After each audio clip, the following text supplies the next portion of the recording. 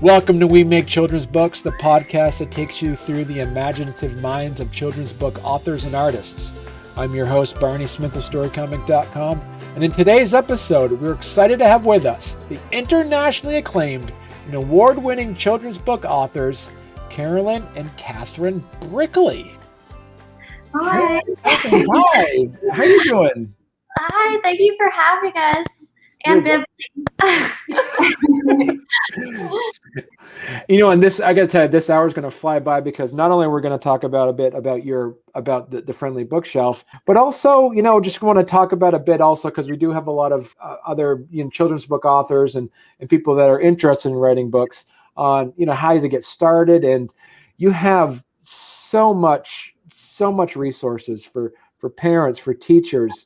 You also have a YouTube channel with songs and all this kind of stuff. So you've really created quite a substantial brand, and some of that is based initially off of your Blossom Shop, your first children's book, correct? We're glad you took the time to take a look into it. We started Blossom Children's Media Group, which is the publisher of both books, to really create immersive experiences for children and families. So we publish picture books and then take them off the page through a lot of different media-based experiences, as well as community-centered experiences, so children and families together can really dive into these worlds, interact with the characters we write about.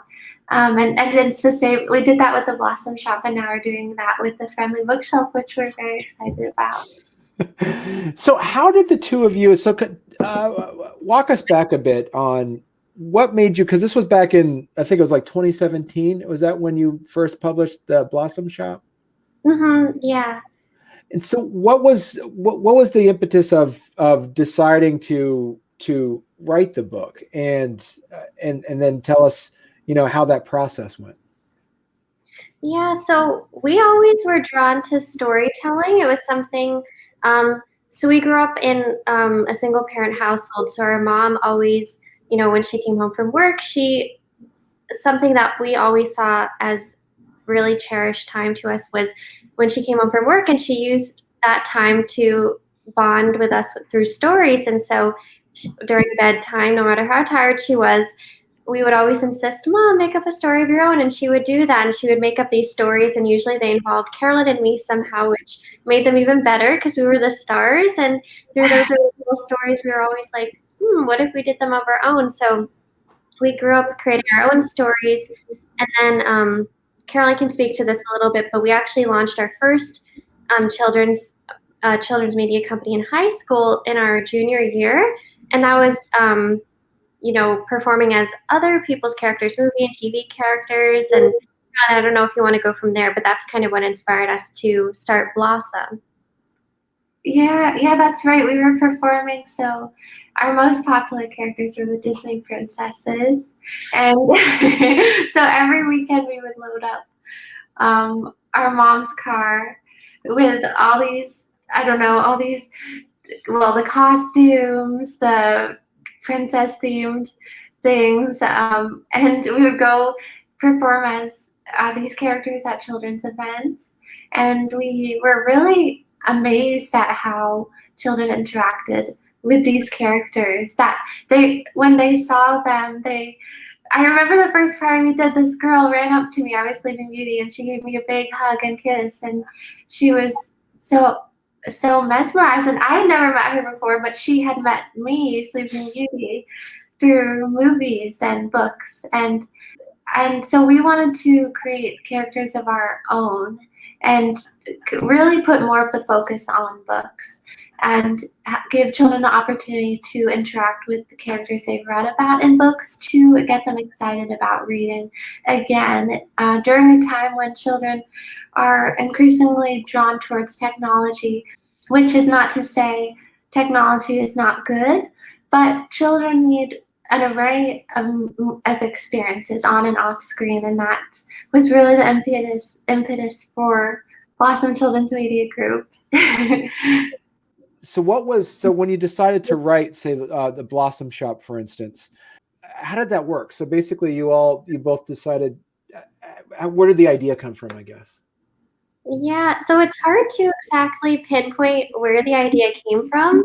All I remember, we did go to the same college. We were roommates, and so we were naturally, after we closed our Princess Party business and we went to school, we were like, well, now we want to start another. And it happened to be with creating our own story. So in our dorm room, we started brainstorming ideas, and we came up with this one, which is kind of loosely based on our own childhood.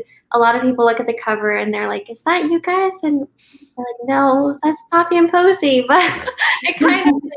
And so, in a more magical way, and the pieces to how we produced it, it was actually so it was also during our junior year of college when this was published, and we did it through an entrepreneurship class at our school, Binghamton University. And so we worked with a team to start out from the concept and really build a business and also pitch it to investors, which we were able to compete for some investor capital. And we actually were awarded first place. So that kind of catapulted us to be able to publish the book at the end of, or at mid 2017. What are some of the things you did as writers and creators of this, as we call like the IP, this intellectual property? Because you had a lot already here. Was there anything that you still want to put into it that you just didn't have time to, or? Yeah, well, we have lots that we still want to create with the Blossom Shop. And Catherine, I know you like to talk about this as well, but I'll just start off with saying we have hopes of creating a library and school programming, which schools can use and implement. We hope to pitch the show, to pitch the book as an animated children's TV show. We have prototypes for dolls, which we hope to create for Poppy and Posy, but have not yet. And we really what we've created so far has really been just Catherine and I as entrepreneurs, and I'm sure Barney, you can speak to this as well. You are often required to do everything yourself sometimes. You can't find someone else to do it. So we've done a lot of stuff on our own, and we hope to, as we grow, we'll be able to provide more the Blossom Shop inspired content. Because you also have on here too, one of the points that you bring up is that you want to tell stories about, to kind of like inclusive, compassionate leadership for children. So was this as the types of stories that you wanted to tell, or was this types of stories you saw that weren't being told? Oh, yeah, that's a great question. It's actually something we really wanted to tell, and Caroline, you can expand upon this if you want. But growing up, we actually, encountered a pretty large bullying experience in high school, and so that was also what kind of inspired us to start our party business in high school. Was we were looking for a place that we would be welcome and we could be ourselves. And so when we started this business, we really wanted to create an environment through books where the stories really inspire kids to find the confidence to share their own. So with the Blossom Shop, we've created an international campaign where kids can send in little paragraphs about how their unique qualities are helping them make the world a better place. And then now with the Friendly Bookshelf, we're doing an Everyone Has a Story campaign where kids, just like the main character, are coming together online to share their own unique stories and celebrate those of others. So there's a space of a couple of years in between the Blossom Shop and the Friendly Bookshelf. Talk to us a bit about how the Friendly Bookshelf story was created, I guess. So over a year and a half now, we started developing the concept of the Friendly Bookshelf, but the idea we had, the idea that originated was long before that. We kind of wanted to write a book that was about stories. So we were thinking about our company and how our company brings stories off the page for children. And naturally, somehow we thought of a magical bookshelf, and we imagine this bookshelf as a character, and and that's the character Bibli, who is also behind Catherine. And the story began, which it's pretty interesting. It was originally about a magical bookshelf named Bibli, that has never changed, who helped children find their stories, through magic. And but we couldn't get over the fact that this little bookshelf who lives in a library corner all by himself really didn't have a story of his own. He was just helping others tell their stories. And for Catherine and I, that felt like a very relatable thing. And also, since Catherine and I have worked with children for a very long time, we know that children can feel that way, that they're not seeing themselves in media, or that they don't have an important story to share.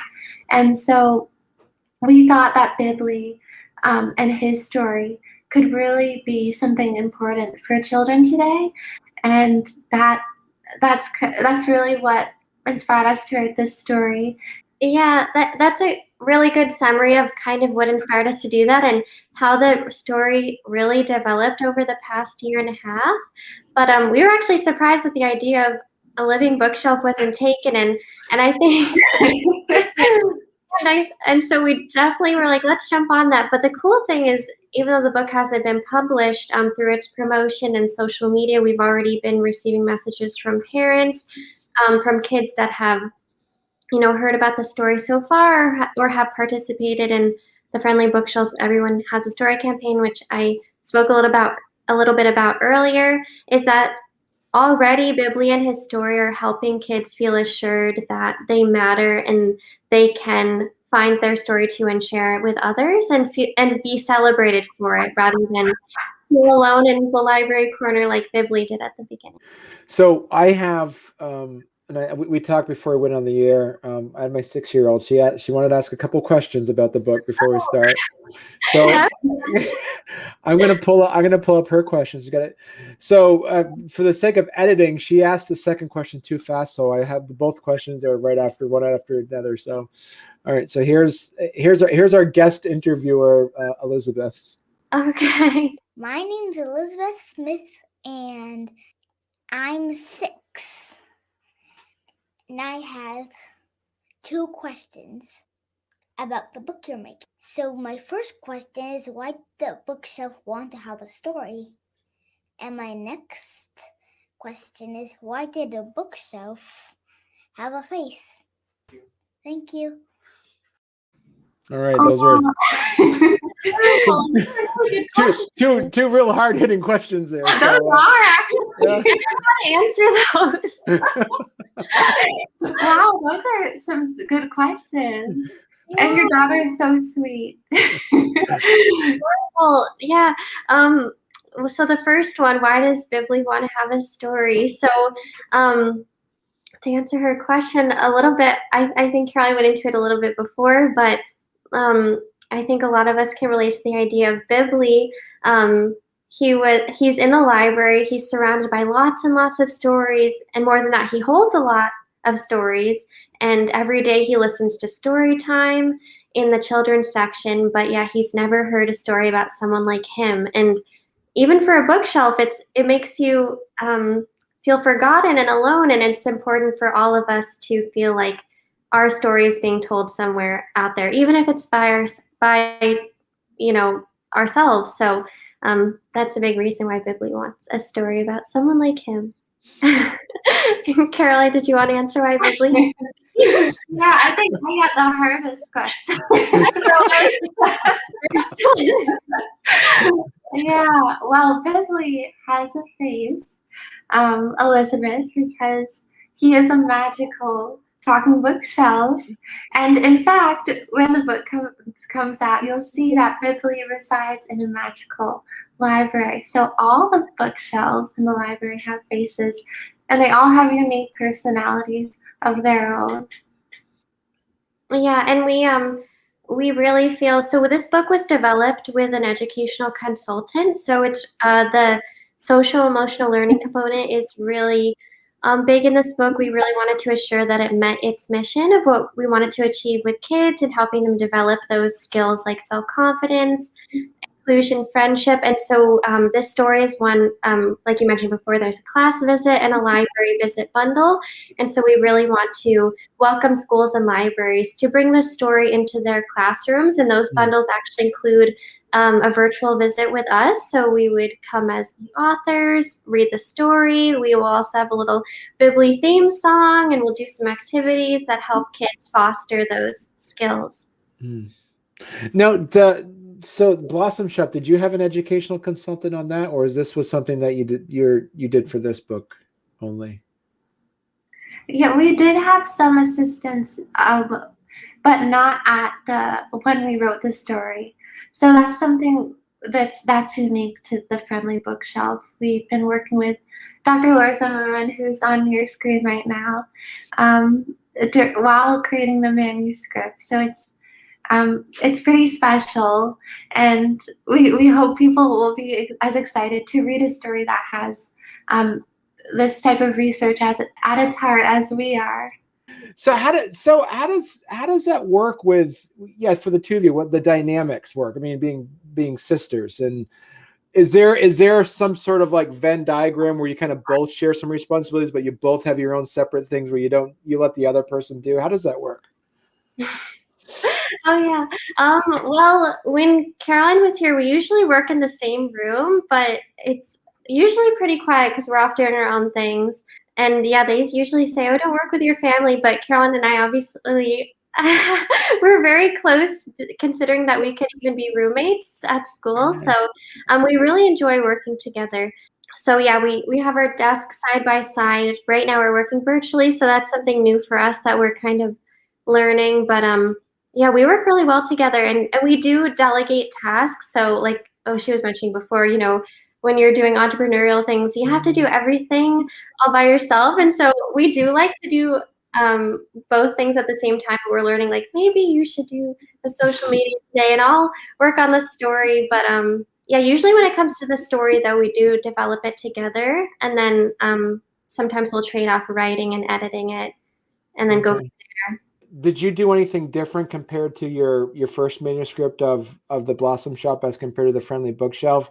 Was there a lessons learned that you said, all right, next time let's make sure we do it like this, or how'd that work? Yeah, well, we learned so much from publishing the Blossom Shop, and we're very lucky because while we said we do a lot of stuff on our own, we're also very fortunate to have a team, a very experienced team who really taught us what we know and what we've been able to apply to the Friendly Bookshelf. It's hard to say just one thing because there's so much that we've learned from the last experience, but really setting out the timeline way in advance. I think as someone, you must know as well, publishing, you have to be very organized. There's so much that goes into one book.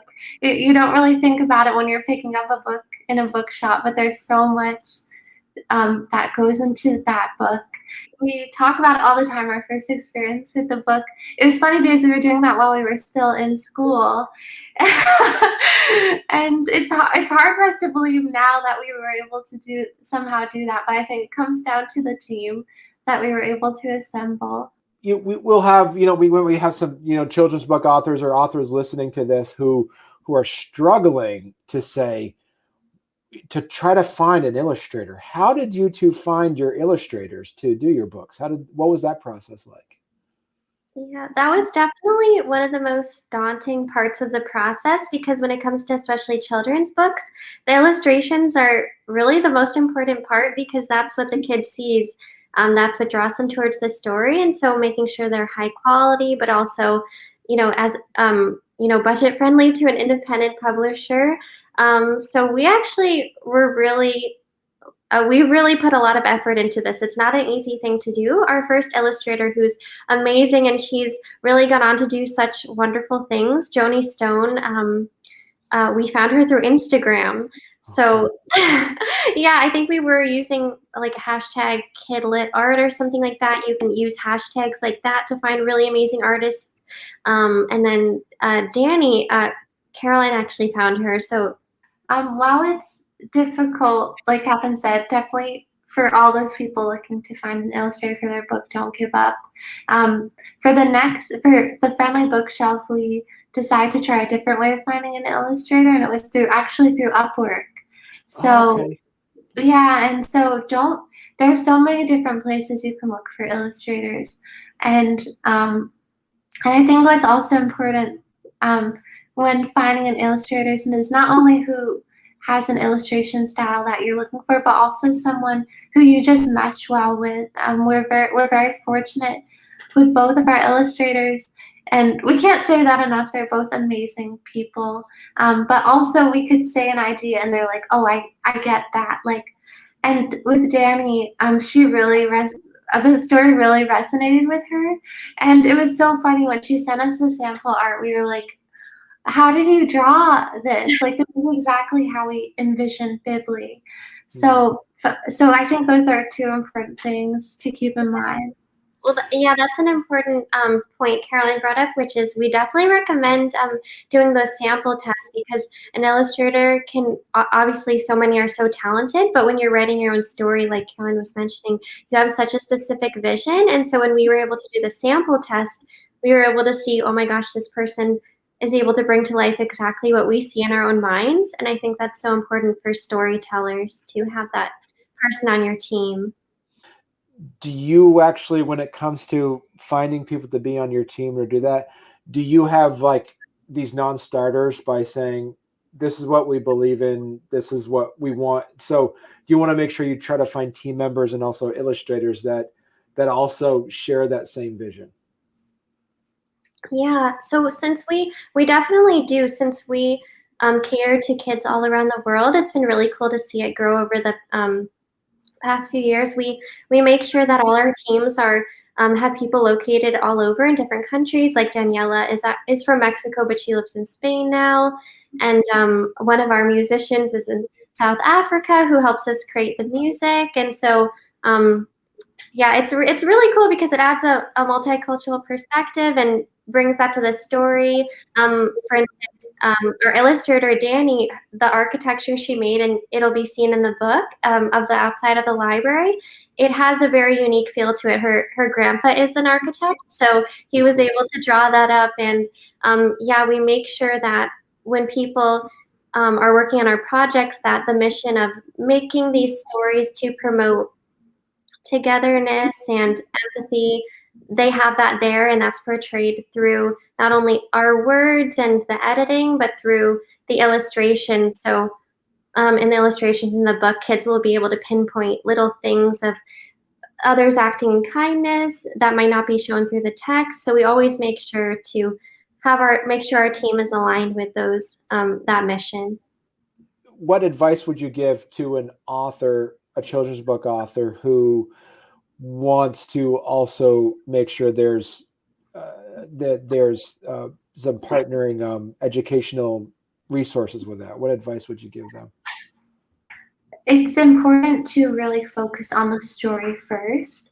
I think for Catherine and I believe that the best stories, the moral or the messages could come from the story, not the other way around. Mm-hmm. If you're trying to write about that message, the story, it's not gonna get to the point you want it to. And the story is what gets the children to read the book and the story, I guess, is a device. Like, it's a way you convey these messages to children.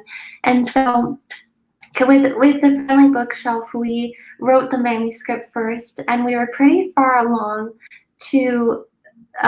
within the story before we brought Laura on. And so at that point, what Laura was doing was analyzing the manuscript and ensuring that it was conveying those messages. And I think that was really helpful for us because it was about the story first. And then we were just ensuring that it met the goals that we hoped it would. And just, I want to make a note, we were fortunate enough to meet Laura through, Kath and I were part of the Children's Media Associations as we were brought on to create one of their mentorship program for them, and we met Laura through that organization. So I think as children's authors, although it can be difficult because writers and artists are naturally sometimes, not everyone, I am not always as social, and networking is harder, but I think that's one of the most important things, is to build your network and find the people who you connect with and who will believe in your story and want to work together with you. Is the Friendly Bookshelf, is it part of the Blossom verse? Is there any like little Easter eggs that that people that read the Blossom Shop, do you have something in the background, like maybe a book spine or something that people are going to recognize at all? Yeah, that's actually really funny, because until you mentioned that, I forgot. But Danny, our illustrator, was really cute and clever in how she incorporated a few Easter eggs. So, like in one part, and readers can kind of try to spot these, but in one part, you can actually see the full front cover of the Blossom Shop.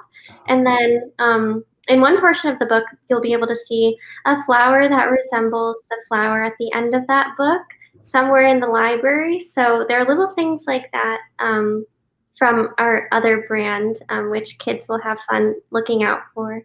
I think it's a safe assumption that this isn't going to be, you're going to be making more books. Yeah, well, we definitely plan to. We have a whole list on, because we have a shared drive, and we have this huge list, and we don't even know how we're going to do it. But we kind of know which ones we want to do next, just because we feel, it's so unique in terms of the bookshelf, and how we really want to try to get this character in as many schools and libraries as we can. And then also with the Blossom Shop too, we want to keep fostering that story and seeing where we can go from there. Like Caroline mentioned, we really want to pitch our stories as TV shows.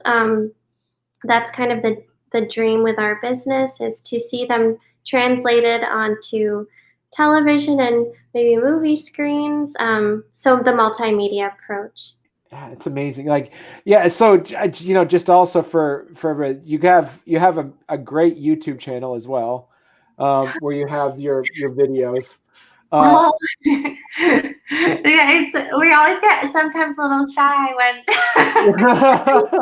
people bring them up, but it's our Coffee and Poesy YouTube channel. And I say so, and also too, I see that you have a TikTok channel. You have. That's in the works. That's in the works. Yeah, so the YouTube channel, and that's something, like you mentioned before, something you want to do, but you might not have enough time for. That's a very time-consuming thing. Some of those videos would take us a whole week to shoot, and then beyond that, we'd have to edit it, and that didn't even involve the recording and the writing and the composing of the songs, which we found was our most popular thing that we provided to families. And so we really, like we mentioned before, we're going to be making a song for Bibli, and we really want to now, with this new brand, as we release it, put a lot of time into those videos, little music videos, songs for this story, and promoting the messages of the story through song and dance for kids to move along to and have fun with. Right. And yeah, to be your shelf, right? To be your shelf, yeah. That's probably one of the songs. Yeah, we really feel very lucky to be able to create this content, and we know how important stories can be in the life of a child, as well as the parents, because for Catherine and I, like Catherine said, one of the best times of the day was connecting with our mom through stories. So we really want to, I guess, really make the best stories possible, because we know they're important, and we want to serve children the best we can. So where can people find you if they want to learn more about your works? So yeah, there are a few places where people can find us. So the main one that houses all of our brands is blossomchildrensmedia.com. And on there, on the stories tab, you can directly go to, on stories, if you click on the Blossom Shop, that'll take you to the Blossom Shop website where you can interact with that brand, or you can click on the Friendly Bookshelf and be taken to the Friendly Bookshelf website to interact with that brand, and then also, as you mentioned, a big thing for us is the educational resources. So we'll be building the educational resources for the Friendly Bookshelf, encouraging kids to learn through play with Bibli and Cassie.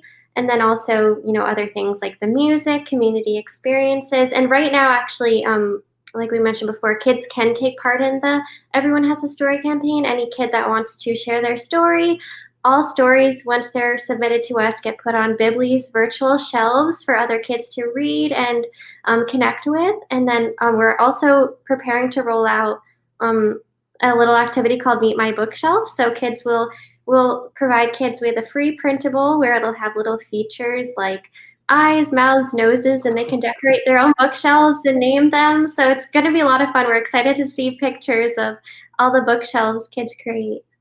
This has been fantastic. It was a pleasure to chat with both of you, and very excited to read the Friendly Bookshelf to my little girls. So thank you very much. Well, we hope we answered their questions okay. Yeah, it was a pleasure to be on your show and to meet you and your beautiful family. And we're excited for you all to read the story. We hope it helps create beautiful memories for you guys at bedtime. So now I'm half expecting to see googly eyes and cut out eyeballs and stuff on all the bookshelves now. Yeah.